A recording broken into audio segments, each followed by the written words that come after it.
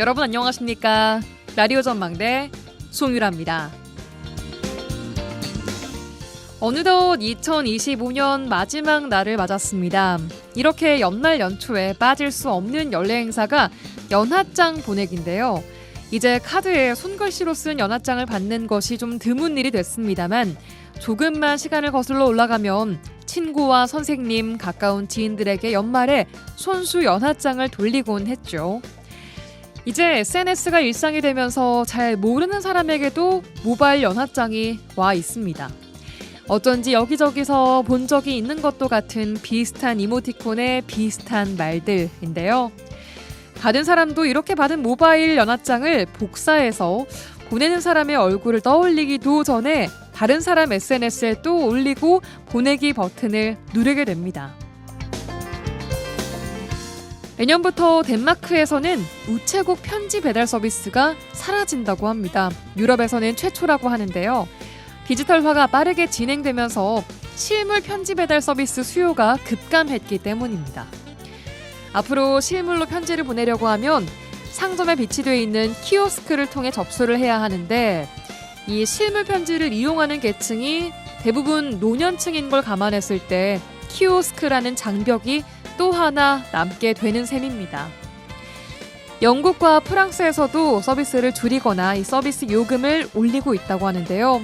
이러다 우리나라에서도 앞으로 사각사각 연필 소리가 날 것만 같은 손편지 한 장에 담긴 그 진심을 받아보는 게 더 어려워지겠다 싶습니다. 자, 아직 늦지 않았습니다. 새해에 손으로 쓴 연하장 한 장 직접 전해보시면 어떨까요? 오늘 라디오 전망대가 준비한 내용입니다. 지역 소식들 뉴스 브리핑 통해 들어보고요. 나전 법정 세상에 이런 일이까지 준비해뒀습니다. 잠시 후에 뵙죠.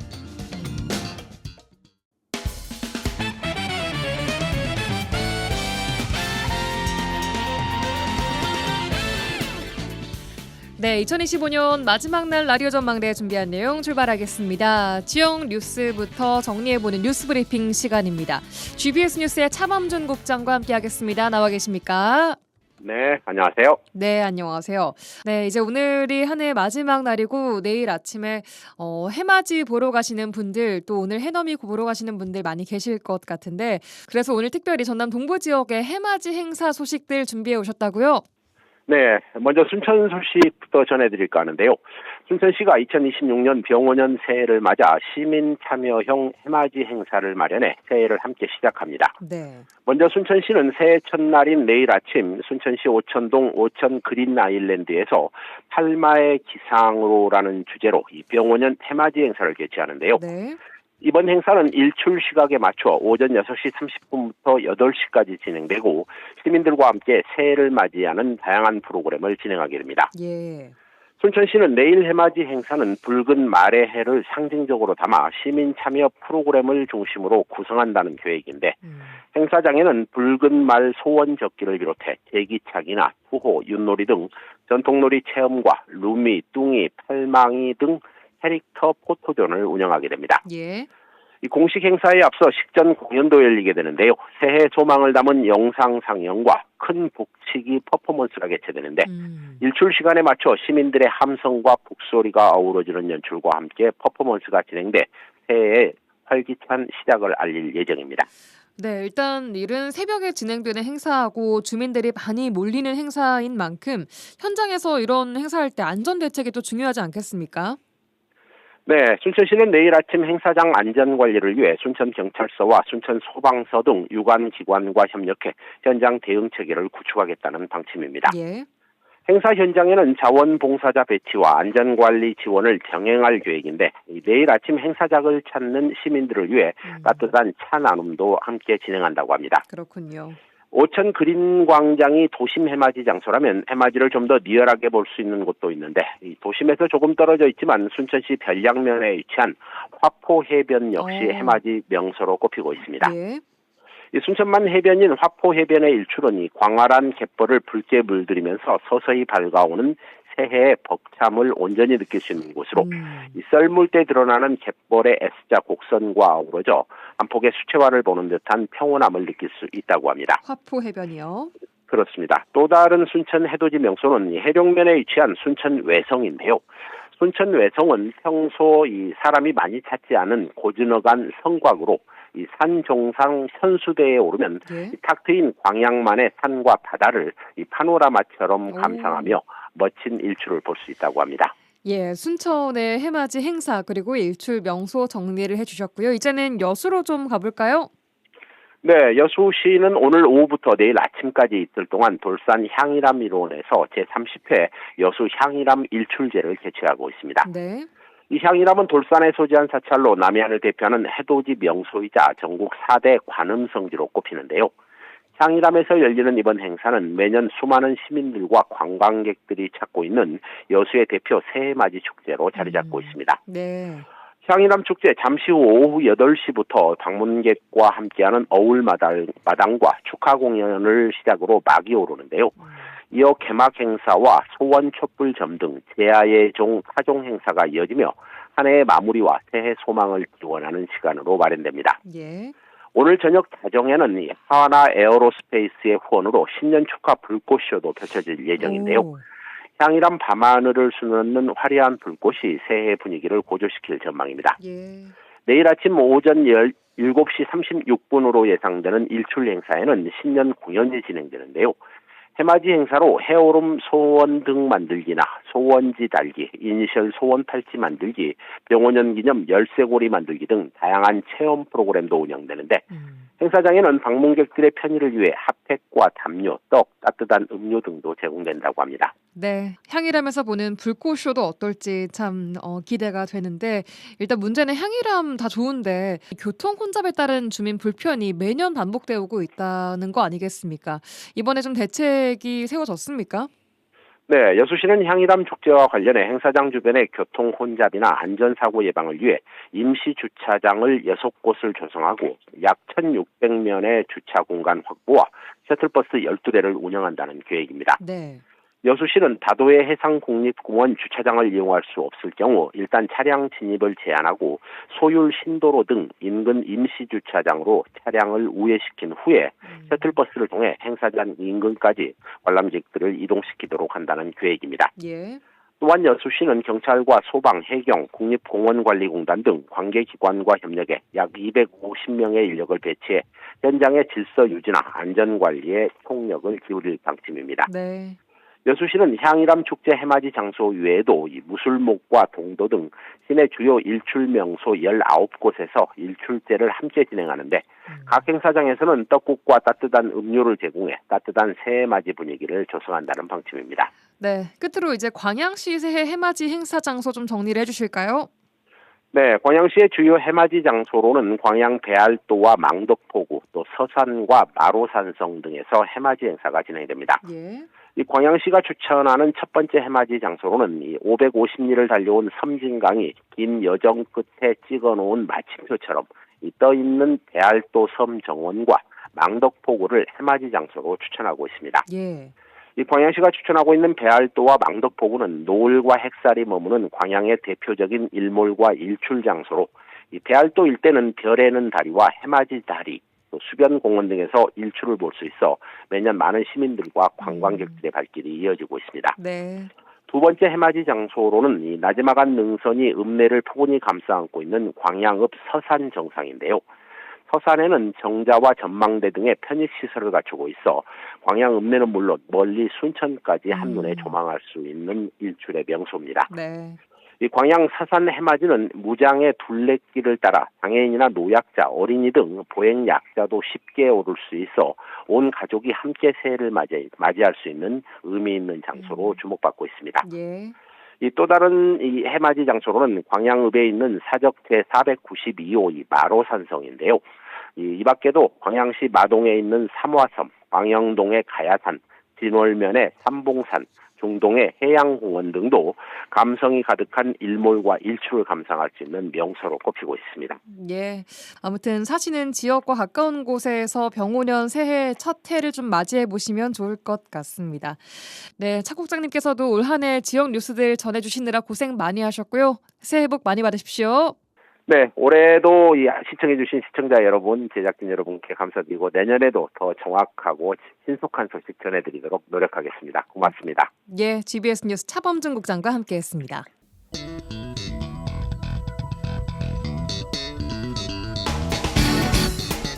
내 생각만 옳은 것은 아니다. 이런 주장도 있다. 이슈를 바라보는 눈을 키워드립니다. 라디오 전망대 라전 법정 시간입니다. 오늘도 두 분 함께하겠습니다. 이겨라 송하진 변호사 어서 오십시오. 네, 안녕하세요. 네, 안녕하세요. 네. 자, 오늘 정말 많은 분들이 퇴근 길이기도 하지만 네. 좀 올 한 해를 마무리 짓는 저녁입니다. 그렇습니다. 바야흐로 2025년의 마지막 밤이네요. 마지막 밤입니다. 마지막 밤. 바야흐로. 오늘 뭐 특별한 계획 두 분 있으십니까? 그러게요. 오늘은 이제 방송 끝나고 진짜, 집에 댁에 가셔서? 네, 한 해 마무리하는 날이니까 조촐하게 가족들과 식사를 한 이후에 예. 밤에 이제 종 치는 것까지 보고. 오. 네, 근데 그러고 이제 항상 잠을 연말에는 자야죠. 뭔가 이렇게 무슨 대상 이런 것도 좀 보다가 네. 그런 거 좀 챙겨 보는 편이세요? 그랬죠. 저는 좀 봐요. 그래요? 아니면 기사로라도 보던가. 그런 걸 좀 봐줘야 또 연말 분위기 나고 맞아요. 제야의종 이런 거 이제 중계 같은 거 좀 봐주고. 그렇죠. 네. 그러니까 아무래도 그 양심상 마지막 날은 그래도 집에 다들 붙어 있기 마련이잖아요. 저만 그런가요? 어쨌든 오늘 같은 날은 집에 안 붙어 붙어서. 있으셔도 되는데. 아 그래요? 아 그렇습니까? 예. 내년에는 참고를 좀 하도록 해서 해보도록 하겠습니다. 자, 오늘 두 분 댁에서 또 편안한 무탈한 네네.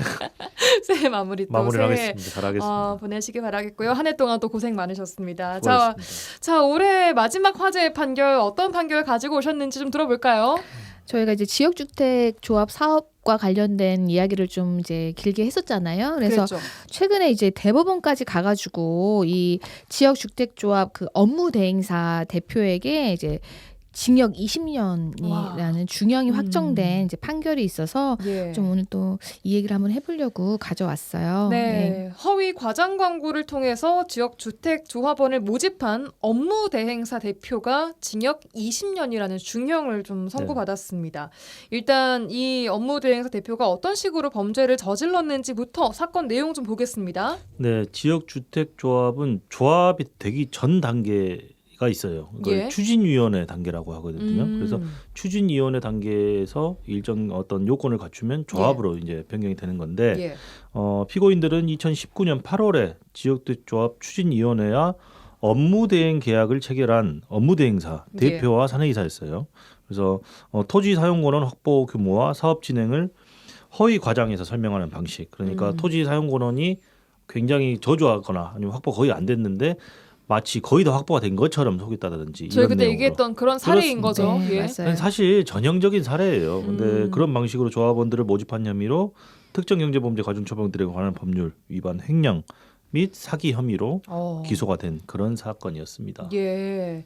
그렇다면 이만큼 형량이 징역 20년이라는 중형이 나왔다는 말은즉슨 피해를 입은 사람도 피해액이 상당히 크고 규모가 컸다라는 얘기 아니겠습니까? 예, 맞습니다. 조합원 428명으로부터 합계 208억 원을 편취하고 또 이제 업무 대행비 등의 명목으로 56억 원 가량을 횡령한 것으로 그렇게 조사가 됐다고 합니다. 네.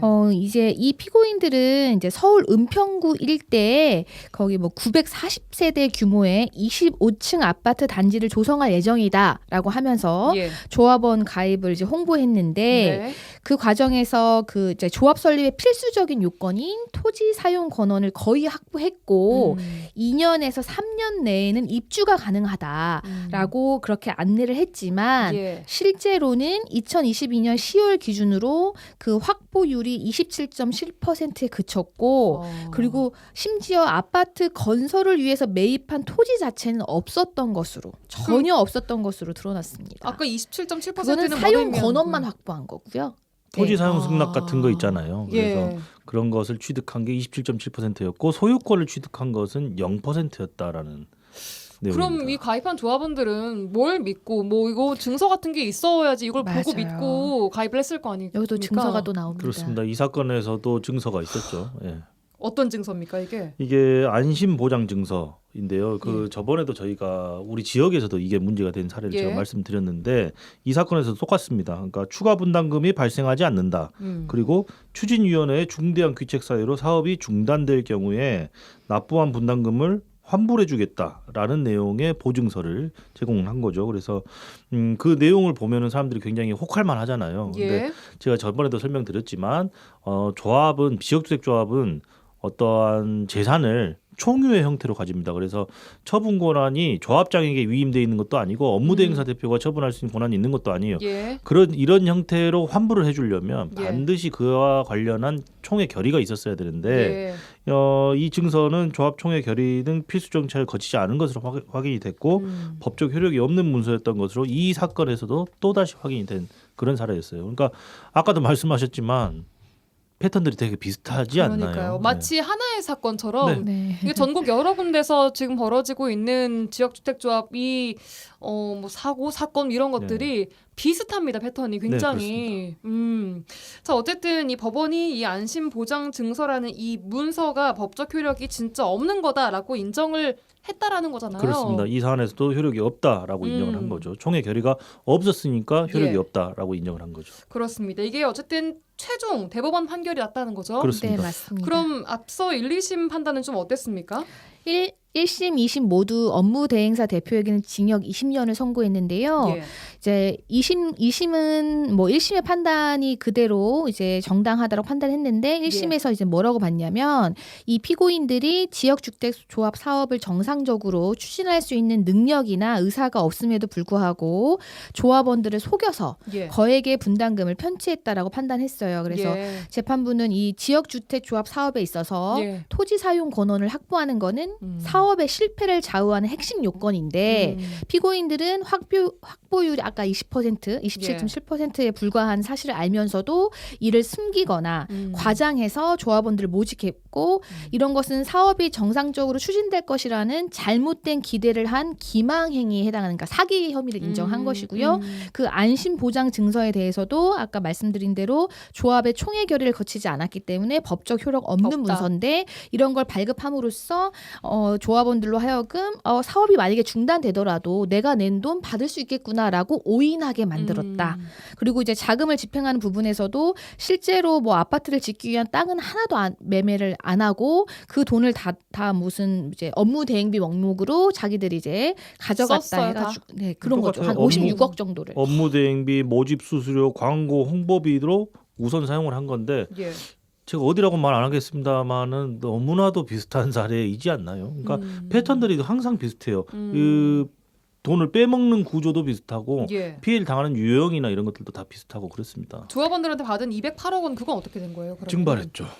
어디로 증발했어요? 이게 진짜 이 뭐 한두 푼 되는 것도 아닌데. 그렇죠. 그래서 아까 말씀드린 것처럼 어떤 횡령을 통해서 개인적으로 착복한 돈도 있을 텐데 예. 사실상 이게 또 환수가 힘든 게 이걸 다 현금화해서 어떻게 세탁을 했다라면 사실 뭐 예를 들자면 도박으로 이미 탕진했습니다라고 해버리면 예. 찾을 수가 없는 거예요. 근데 우리는 모두 알고 있죠. 어딘가 묻어놓지 않았을까 아니면 다른데 은닉해놓지 않았을까.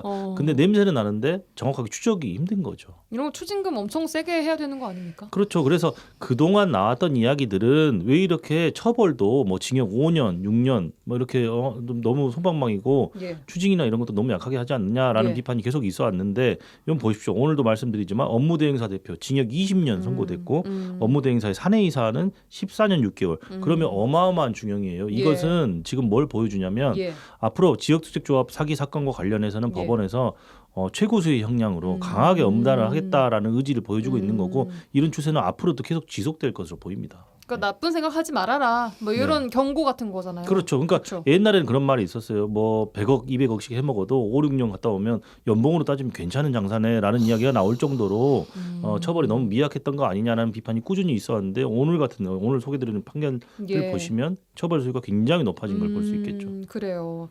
자, 그럼에도 이 피고인들 중간에 항소했습니까? 예, 항소도 하고 상고까지 했는데요. 이제 그 업무대행사 대표 같은 경우에는 상고 이유가 이제 양형이 너무 부당하다. 1, 2심 다 20년이 인정됐기 때문에. 예. 근데 이제 뭐 대법원은 이제 여러 가지 사정 종합해 봤을 때 뭐 부당하지 않다고 봤고 그 업무대행사 사내이사 같은 경우에는 원래 1심에서 16년을 받았는데 조금 내려가네요. 2심에서 조금 감형이 돼서 14년 6개월로 됐는데 이제 그거에 대해서 이제 많은 주장을 했던 것 같아요. 그 사내이사는 뭐 이게 공소장에 뭐 문제가 있다, 유법한 수집 증거가 있다, 뭐 이런 식으로 여러 가지 법리적인 주장도 했지만 그런 주장도 모두 대법원이 배척을 하고 양형 부분에 있어서도 뭐 심의 부당하다고 할 수 없다라고 해가지고 다 기각을 했죠. 네. 알겠습니다. 어쨌든 아까 송 변호사님 말씀해주신 것처럼 앞으로 법원이 이거 엄중 처벌하겠다라는 강력한 메시지로 보입니다. 그렇습니다. 그렇게 해석하시는 게 맞을 것 같아요. 예, 앞으로도 저희도 이 지주택 사건들이 지역에도 지금 많이 좀 벌어지고 있는 만큼 관심 있게 지켜봐야 되고 네. 이번 판결도 많은 좀 안 좋은 생각하고 계신 분들이 듣고 제대로 좀 정신 차리시기를 차리시면 좋을 것 바라고 같습니다. 그리고 이 지금 진행 중인 사건에도 일종의 가이드라인이 될 수도 있는 그런 판결입니다. 예. 좋은 약간 좋은 선례. 그렇죠. 피해자들에게는 좋은 선례가 되는 거죠. 예. 알겠습니다. 자, 여기까지 듣고 저희 광고 듣고 와서 이제 새해 맞이 준비 한번 해보도록 하겠습니다.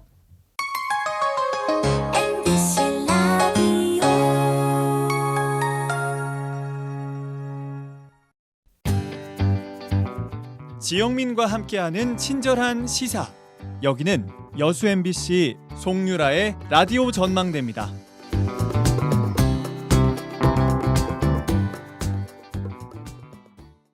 나전법정 이결아 송하진 변호사 두 분과 함께하고 계십니다. 자, 이제 오늘 뭐 한 5시간 정도 후면 이제 그렇네요. 2026년 새해가 됩니다. 두 분 좀 한 해를 정리하고 새해를 맞이하는 기분이 개인적으로 좀 어떠십니까? 참 감회가 좀 남다르고 개인적으로는 2025년에 정말 많은 일들이 있어가지고 네. 뭐 좋은 일도 많았고 나쁜 일도 좀 있었고 그래서 좀 한 해가 정말 꽉 찬 한 해였던 것처럼 느껴지는데 네. 어쨌든 살아남았다는 건 강하다는 증거이고 내년에도 열심히 살아남아서 열심히 또 살아봐야죠. 강한 자만 버티는 자가 살아남는 강하죠. 예, 같이 살아남아 주신 우리 이결아 변호사님. 진짜 다사다난한 한 해였고 네. 그래도 이제 어쨌든 우리가 호랑이 굴에 들어가도 정신만 아우, 똑바로 그럼요. 차리면 되는 예. 것처럼 뭐 열심히 또 살아야겠죠. 예. 내년에 더 다들 열심히 힘내시기 바랍니다. 그리고 또 예. 오늘 이번도 1년 동안 또 법정 코너를 통해서 많은 분들이 법적인 요 지식을 또 쏙쏙 네. 많은 청취자분들이 또 두 분 덕분에 많이 알아가지 아유, 않으셨을까. 그렇게 생각해 주신다면 아니, 너무 그렇게 감사하고. 생각해 주시면 저희야 뭐 너무 영광이고요. 근데 올해는 아무래도 좀 그 일반적으로 시민들이나 국민들께서 법률적인 이슈에 관심을 가질 만한 그런 이유가 좀 많이 있었잖아요. 굵직굵직한 게 많았죠. 그렇죠. 알 수밖에 없는. 그렇습니다. 예. 전 국민의 법률 전문가화가 됐던 그런 한 해라고 평가할 수도 두 있겠습니다. 분이 또 기여를 많이 하셨고요. 아, 예. 감사합니다. 자, 그래서 오늘 준비한 내용 2026년 새해에 달라지는 법률들 좀 살펴보겠습니다. 내년부터는 우리 삶이 또 어떻게 달라지게 되는지 미리 좀 생각을 해보면 좋겠지 않습니까? 그래서 하나하나 분야별로 좀 보겠습니다. 먼저 노동 분야 볼 텐데요. 전반적으로 좀 어떤 변화가 있을까요? 이제 아무래도 노동 분야는 좀 더 어떤 근로자, 노동자의 권리를 좀 보장하는, 더 확대하는 방향으로 가고 있는 것 같습니다. 예. 그래서 일단 가장 크게 많은 분들이 관심 갖고 계신 부분 최저시급입니다. 네, 그렇습니다. 최저시급이 2020년도에 적용되는 최저임금은 17년 만에 합의로 결정이 됐어요. 원래 노사정이 협의를 해서 결정을 하긴 하는데 예. 협상이 제대로 된 것이 17년 전이었다라고 해요. 그래서 17년 만에 합의로 결정됐다는 거에 굉장히 의미가 있고 예. 가장 중요한 금액은 금액. 시간당 1,320원 그리고 월로 환산하면요 이게 215만 6천 원 정도 되고요. 월 209시간 기준으로 산정한 예. 금액입니다. 그래서 전년 대비 2.9% 인상된 수준이라고 보시면 되겠습니다. 이게 합의로 이루어졌다라는 게 나름대로 또 의미가 있지 않겠습니까? 네, 맞습니다. 뭐 매년 이제 최저 시급을 결정할 때는 항상 결렬되었다, 뭐 그러니까요. 무산되었다, 뭐 이런 이제 기사를 많이 봤었는데 예. 어떻게 또 2026년도에는 17년 만에 합의로 이제 결정이 됐다고 하니까 이제 그만큼 좀 의미가 있는 것 같고요. 예. 네. 많은 노동자들의 또 권리 보장에 또 요게 상징적인 것 같아요. 최저임금의 또 그렇습니다. 합의 결정이. 자, 그리고 또 하나 최단 기간 노동자들도 고용보험에 가입할 수 있도록 새해에는 바뀐다라는 내용을 좀 봤는데 이게 어떤 내용입니까? 우리가 이제 고용보험은 1995년에 이제 7월부터 시행된 건데요. 예. 그러니까 이제 우리가 사회 보험이 있잖아요. 예. 그 중에 하나인데 이게 이제 30년 만에 이 고용보험의 가입 기준이 그동안의 근로 기준에서 이제 보수로 실제 지급받는 돈으로 바뀐다는 겁니다. 예. 이게 왜 의미가 있냐면 이 고용보험 적용 기준이 그동안은 월 60시간, 주 15시간 이상의 근로 시간이 인정되어야만 예. 이걸 가입할 수가 있었어요. 그래서 이 고용보험을 가입하고 싶어도 가입할 수 없던 사각지대에 있었던 많은 근로자들이 있었거든요. 네. 그래서 이제 이거를 이제 아예 그 조건 기준 자체를 바꾼다라고 해서 좀 이게 많은 이제 관심을 받았습니다. 최단 기간 노동자들 최단 기간이라고 하면 이 기준은 어떻게 둔다는 말입니까? 그동안에는 최단 기간이라고 하면 고용보험은 월 60시간 그리고 주 15시간 네. 이렇게 봐서 이제 이보다 더 미만으로 근무하는 자들에 대해서는 고용보험을 가입할 수 없게 해왔죠. 예, 그래서 예. 꾸준히 비판이 있었습니다. 그러니까 네. 특수고용 형태라든지 아니면 프리랜서 이런 사람들은 고용보험 혜택을 받을 수가 없었는데 앞으로 이제 그 혜택을 받으실 수 있는 분들의 범위가 확장됐다 이렇게 보시면 되겠습니다. 그러면은 그 시간 미만으로 일을 해도 가입할 수 있는 네. 길이 길이 열리게 생긴다라는 되는 거죠. 네. 거죠. 이런 것은 본격적으로 바로 시행이 됩니까? 내년부터? 이게 사실 이제 고용노동부가 방금 말씀드린 것 같은 내용이 담긴 고용보험법 및 고용산재보험료 징수법 개정안을 지난 7월 7일 입법 예고를 했습니다. 예. 그리고 당시 이제 입법 예고를 하면서 10월 중에 이제 국회에 제출할 예정이라고 이제 밝혔는데 예. 사실 이제 그 이유에 대해서는 좀 알려진 바는 없어요. 근데 아마도 이제 이 부분은 이제 시행일이 정확히 정해지지는 않았으나 적어도 내년 안에는 시행이 되지 않을까 그렇게 보고 있어요. 예, 알겠습니다. 자, 그리고 올해 정말 그 노동계를 뜨겁게 달궜던 네. 법이죠. 노란봉투법. 내년부터 시행이 됩니다. 그렇죠? 그렇습니다. 네, 맞습니다. 그러니까 가장 뜨거운 이슈라고도 할 수 있을 것 같아요. 그 노동조합 및 노동관계조정법 2조 및 3조 개정안입니다. 그래서 노란봉투법이라고 부르는데요. 이 노란봉투법이라는 이름은 다들 뭐 또 아시겠지만 한 번 더 설명드리자면 한 번 더 들어야 돼요. 이게 좀 네네. 헷갈리거든요. 그렇습니다. 2009년에 발생한 쌍용자 자동차 사태에서 2014년에 법원이 위 사태에 참여한 노동자들에게 47억 원의 손해배상 판결을 선고를 했습니다. 그래서 한 시민이 노란색 봉투에 성금을 담아서 전달을 했어요. 이걸 예. 좀 보태서 그 손해배상 하는데 보태 쓰시라. 근데 이제 이것이 노란봉투 캠페인으로 이어졌습니다. 그래서 최종적으로는 15억 원에 가까운 돈이 모금된 것에서 유력이 됐습니다. 그래서 예. 노란봉투법은 이미 본회의를 통과를 했고 예. 2026년 3월 10일 시행을 앞두고 있습니다. 이게 만약에 시행이 되면 이런 내용이 좀 중요합니다.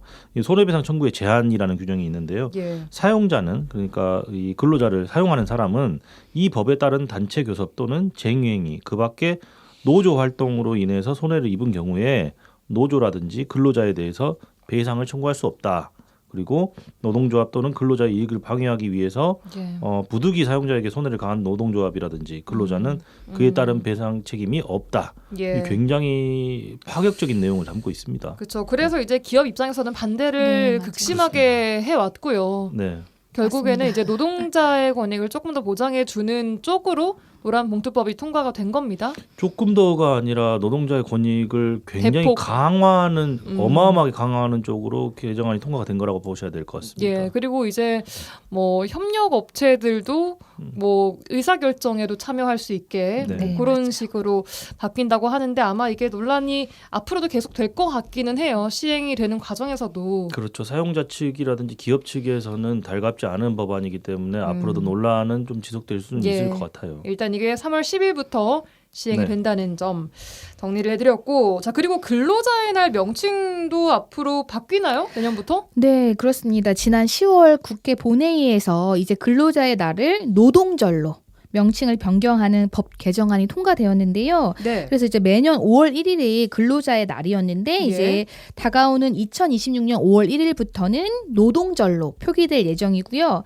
그래서 이제 이 노동절을 법적 공휴일로 이제 지정하겠다라는 얘기도 지금 나오고 있습니다. 아직 뭐 지정되지는 않았으나 예. 아마 이제 그 방향으로 지금 갈 것 같습니다. 노동절과 근로자의 날 그 차이가 근로자의 날 쉬는 데가 있고 또 안 쉬는 또 근로자가 있어가지고 이것 때문에 또 좀 뭐 그렇죠. 대통령도 좀 언급을 했었죠. 그래서 명칭 자체를 노동절로 바꾸고 예. 그리고 법정 공휴일로 지정할지 여부에 대해서는 추후 또 정해겠다 이렇게 지금 밝힌 상황입니다. 알겠습니다.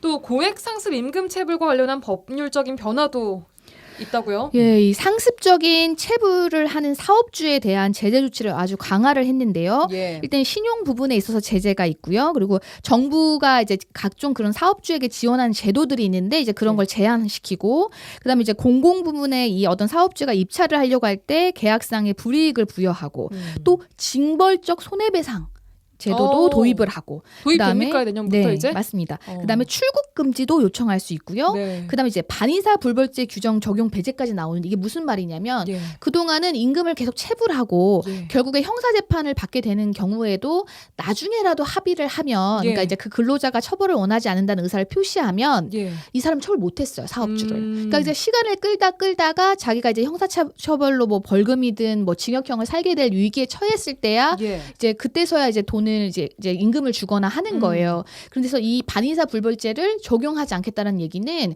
설사 나중에 그 뭐 이제 근로자가 처벌을 원하지 않는다고 하더라도 처벌할 수 있게 바꾼다는 거예요. 그래서 이거는 굉장히 이제 이 부분이 워낙 계속 문제가 되어왔기 때문에 많은 네. 제재 조치를 이제 법에 이제 넣은 거죠. 그렇군요. 자, 오늘 저희가 준비한 내용이 굉장히 많은데 일단 시간이 많이 흐르고 있어서 오늘과 좀 다음 주로 나눠서 다음 주 2편 준비 또 해주시면 좋을 것 같고요. 네. 자, 다음 주제는 이제 AI 관련 법률 좀 보겠습니다. 인공지능이 좀 우리 삶에 밀접하게 관련이 있는 만큼 법적 또 제도적 규정이 필요하다라는 요구들이 있어 왔는데 관련 법들이 좀 이제 진짜 필요할 때거든요. 예, 맞습니다. 그래서 이제 이 법 자체는 그러니까 개정된 거는 그러니까 올해 1월 21일에 논의가 있었고 시행은 이제 앞으로 다가온 1월 22일 날 시행이 되는데 네. 법명은 뭐냐면 인공지능 발전과 신뢰 기반 조성 등에 관한 기본법입니다. 그래서 줄여서 AI 기본법이라고 말을 하고요. 예. 그래서 이제 AI는 뭐 국제적인 이슈죠. 그리고 특히나 이제 뭐 우리나라 대통령뿐만 아니라 이거에 대한 어떤 중요성 굉장히 강조하고 있기 때문에 예. 이 법이 이제 본격 시행을 앞두고 있습니다. 이 AI 기본법, AI 정말 안 쓰는 분이 없을 정도로 지금 많은 분들이 쓰고 계시기 때문에 잘 아셔야 되는 부분입니다. 어떤 게 가장 크게 변화합니까? 내년부터? 뭐 일단 국가 차원의 AI 정책 추진 체계를 구축한다라는 내용인데 어떻게 보면 좀 추상적인 내용이라고 생각하실 수도 있겠지만 네. 국가 차원에서 이거를 관리를 제대로 해야 된다라는 걸 천명하는 거예요. 그래서 대통령 소속의 국가인공지능위원회를 신설하고 또 인공지능 기본계획을 수립하고 시행하기로 했습니다. 예. 그리고 인공지능 안전연구소를 운영하는데 예. 인공지능과 관련하여 발생할 수 있는 위험으로부터 국민의 생명신체 재산을 보호하기 위한 신뢰 기반을 유지하기 위한 상태를 확보하기 위해서 연구소도 운영하기로. 그래서 국가적으로 어떤 기구를 마련하고 그걸 운영하는데 가장 근간이 되는 법률을 지금 제정을 한 거죠. 이게 사실 좀 원론적으로 들릴 수 있는데 중요한 건 이제 우리가 쓸 때 뭘 조심해야 하냐 혹은 뭐가 바뀌냐 이런 건데 좀 듣기로는 이제 뭐 AI를 쓸 때 이걸 지금 이거 보고 있는 건 AI입니다. 이런 네, 맞아요. 문구를 꼭 뭐 기재를 해야 된다거나 네. 뭐 그런 것들이 바뀌는 것 같아요. 그렇죠. 기본적인 세부적으로. 어떤 틀이나 이런 것들이 없으니까 굉장히 사회가 가면 갈수록 혼란스러워졌단 말이에요. 이게 근데 AI인지 뭐 실제 영상인지 그렇습니다. 전혀 알 수가 없고. 그래서 그런 기틀을 마련하기 위해서 이제 정부에서 나서고 있는 것이다라고 보시면 되겠습니다. 전 제일 필요한 부분이 광고, 특히 의료, 뭐 금융 이런 광고에서 전문가들이 막 나와서 얘기를 하고 있는 듯해 보이지만 네. 알고 보니까 이게 다 AI인 거예요. 네. 이런 건 진짜 좀 크게 AI라고 막 얘기를 해줘야 될 것 같아요. 어디. 네, 말씀하신 대로 일반인이 이 전문성의 진위 여부를 판단하기가 매우 어려워요. 그래서 네. 이런 잘못된 정보로 인해서 생명이나 재산의 직접적인 손해를 받을 수 있기 때문에 이게 문제가 되는데요. 예. 물론 뭐 현행 이제 법률로도 규제가 가능한 일정 부분들이 있어요. 뭐 표시 광고의 공정화에 관한 법률도 있고 뭐 의료법도 있을 수 있고 금융 소비자 보호에 관한 법률도 일부 있기는 하지만 네. 최근에 또 이제 그 법률 개정안 발의된 게 뭐 있냐면 AI 생성 가짜 광고 이 문제를 해결하기 위해서 정보통신망 이용 촉진 및 정보보호 등에 관한 법률 개정안이 이제 발의가 됐는데 네. 그 내용을 보면 말씀하신 대로 AI로 생성된 광고물에는 이 광고는 AI 생성물임을 명확히 표시하도록 그걸 의무화시키고 그다음에 만약에 그 표시를 훼손하거나 또는 네. 변조하지 못하도록 하는 또 그 의무 조항을 넣고 동시에 그 플랫폼을 사업자가 이 위반 광고는 신속히 삭제하는 의무까지 부여하는 그러니까 그런 책임도 강화하는 내용으로 이제 이 AI에 대해서 정부가 뭐 활성화 또 지원을 하지만 이거에 대한 또 이제 규제까지. 네, 문제에 대한 규제까지도 하겠다. 예, 진짜 그런 필요한 겁니다. 네. 특히 뭐 딥페이크 이런 거는 그렇습니다. 완전 강력하게 이제 표시를 해야 된다라는 그런 규정이 생긴다고 하던데 이게 뭐 워터마크로 박든 크게 빨간색으로 박든 뭐 표시를 하든지 간에 일반인이 이걸 딱 알고 봐야 하지 않겠습니까? 당연히 알고 봐야죠. 예, 그래야지 뭐 발생할 수 있는 범죄도 막을 수 있고 여러 네. 문제들을 방지할 수 있을 것 같습니다. 자, 그리고 또 하나 그 인공지능을 통해서 자율주행 기능이 들어간 차들이 이제 많이 출시가 되고 많은 분들이 또 이용하고 계신데 자율주행을 하다가 사고가 났을 때 내년부터 달라지는 게 있다고요?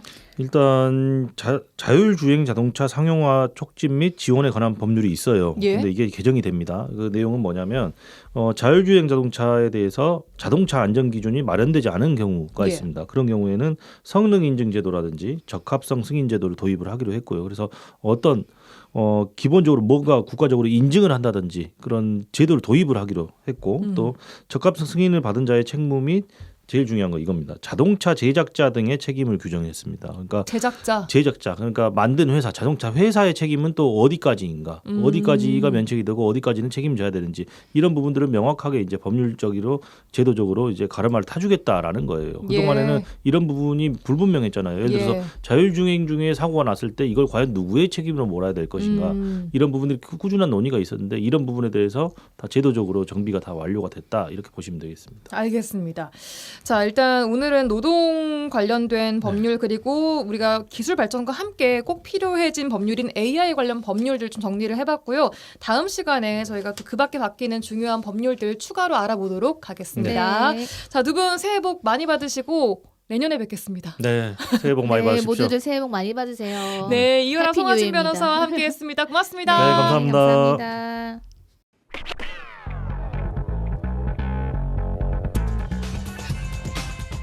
세상에 이런 일이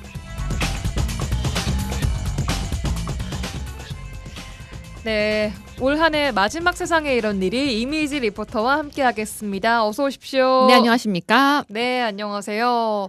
자, 오늘 주제를 제가 살짝 보니까요.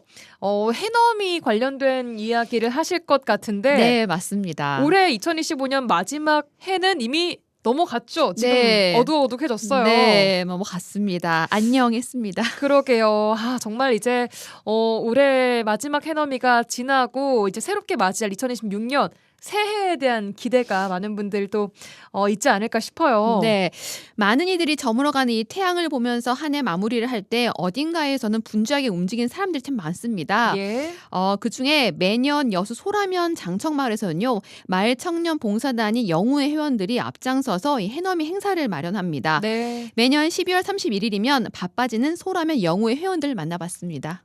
소라 영우회 26대 회장 이연재입니다. 저는 소라 영우회 사무국장 정운기입니다. 영우회라는 소라면 그 청년 단체들이 모여서 만드는 봉사활동 단체입니다. 이 떡국 봉사는 2017년부터 시작을 해서 그 코로나 때문에 2회 안 했고요. 올해까지 해서 7회 지금 하고 있습니다. 네, 오늘 해넘이 행사에 또 함께 준비를 해준 소라면 영우회 회원들, 회장님, 또 사무국장님 만나봤습니다. 자, 올해 이제 7회째 또 떡국도 준비하고 있다고 네, 하시는데 맞아요. 이 여수 여자만의 해넘이 굉장히 또 아름답지 않습니까? 그렇죠. 노을도 정말 예쁘고. 네. 오늘도 하늘이 좀 괜찮았습니까? 어땠습니까? 오늘 하늘이 굉장히 맑았죠. 그래서 그 음. 구름 사이로 넘어가는 해가 굉장히 예뻤습니다. 네, 매번 이 해넘이 행사를 준비를 하는 입장이기 때문에 아름다운 해넘이를 가장 가까이서 볼 수 있다는 건 정말 좋은 일인 것 같기도 하고 맞아요. 매해 기분이 조금씩은 또 느낌이 조금씩은 다를 것 같아요. 네. 매년 해넘이를 볼 때마다 항상 아름다움을 느낀다고 합니다. 그런데요. 작년 해넘이는 조금 달랐다고 얘기합니다. 작년에 연말을 앞두고 발생한 무항공항 항공기 참사로 인하여 개인적인 새해 희망을 기원하러 오신 방문객 모두가 개인보다 참사 희생자의 명복과 유족의 아픔을 이뤄하는 마음으로 기원을 하는 걸 보면서 마음이 매우 아팠습니다. 네, 작년에는 사뭇 다른 해랑은 좀 연말 분위기가 좀 달랐고 네. 좀 무겁고 그랬었던 기억이 또 나네요. 네. 자, 오늘은 날은 그렇게 흐리진 않았던 것 같은데 그래도 바람이 좀 많이 불고 맞아요. 날이 기온이 뚝 떨어져서 굉장히 좀 추워요. 네. 이런 날 떡국, 아, 해넘이를 보고 먹는 떡국 얼마나 맛있을까 싶은데요. 맞아요. 오늘은요. 700인분의 떡국을 준비했어요. 그러니까 오후부터 떡국을 준비하기 위한 그 회원들의 손길이 바빴는데 재료 손질도 하고 주방 기구도 설치하고 바쁘지만 기대에 찬 모습이었습니다. 한 일주일 정도 준비했죠. 텐트도 쳐야 되고 다 뭐 수도랑 전기, 가스 이런 거 설치를 해서 최소한 2달 전부터 준비해서 어떤 거 구매라든지 구매 물품 이런 것부터 시작해서 뭐 떡국 내리고 이게 상당히 좀 만만치는 않은데 그래도 아무튼 좋은 마음으로 하고 있어요. 재밌어요. 올해는 재작년과 비슷하게 한 700여 명 정도 이상 합니다. 집에서 지금 다 썰어왔어요. 6시에 일어나가지고. 김치도 40kg. 집에서 썰어왔어요. 매워. 파 매워. 많이 와서 드시고 가시면 좋죠. 따뜻하니. 나눠 먹을 수 있는 게 좋죠. 한 3, 4일 된 것 같은데요. 시장이랑 같이 시장 본 지가. 퇴근하고 같이 장 보러 다니고 막 집에 살림도 다 가져왔고요. 국자부터 칼까지 다 도마까지 가져왔어요. 보람 있으니까 다 하잖아요. 사람들 다 맛있게 잘 먹고 갔다 그러면 고맙기도 하고 그냥 한 해 마무리 잘 하는갑다 그리고 뿌듯했죠. 여러 사람들한테 음식도 나누기도 하고 하니까 힘들어도 진통제 먹고 왔어요. 부상 투혼까지 이렇게 네. 영우 회원들 정말 이 마지막 연말 이 행사에 굉장히 진심이신 분들이고 감사한 그렇죠. 것 같아요. 네. 정말 많은 이들의 멋진 한 해 마무리를 위한 고마운 손길들인데 누구보다 진짜 바쁘지만 또 보람차다고 말씀하고 계세요. 네. 이분들은요. 떡국을 끓여야 해서 정작 해넘이는 잘 보지 못한다고 해요. 아, 그래요. 네. 하지만 많은 사람들이 행복한 시간을 보내는 모습을 보는 것만으로도 기쁘다고 얘기합니다. 봉사란 거 이제 여러 봉사를 해봤지만은 특히 연말에 하는 봉사는 또 뜻깊은 것 같아요. 살다 보면 저도 많이 베풀고 사는데 여기저기 받는 것보다는 이게 베푸는 게 더 행복인 것 같아요. 그게 보람이라면 진짜 보람일 수 있죠. 올 한 해를 이렇게 봉사로 마무리할 수 있었다라는 그런 거에 대한 회원들의 자긍심도 사실 좀 대단한 것 같아요. 떡국 한 그릇에 대해서 그분들도 고맙게 생각하면 이게 좀 따뜻한 사회 아니면 좀 더불어 사는 사회 그런 걸 좀 나눌 수 있다는 것이 사실 가장 큰 보람이라고 봐야죠. 네, 정작 행사 준비하느라 해넘이는 잘 못 보고 하지만 그래도 각자의 그 봉사단 회원분들의 마음속에도 새해 소망이 다 있을 것 같아요. 네, 맞습니다.